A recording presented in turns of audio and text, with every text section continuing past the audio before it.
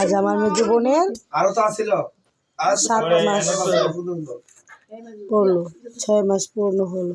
দিয়া একদম টেবিলের উপরে উঠে গেছো, পড়ে যাবা টেবিলের উপর।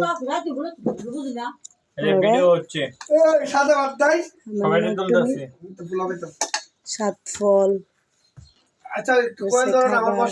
খেলা রেডি করা হচ্ছে। মেজো বোনের জন্য দোয়া করবেন যেন মেজো বোনের একটা মেয়ে বেবি হয়। আমিন।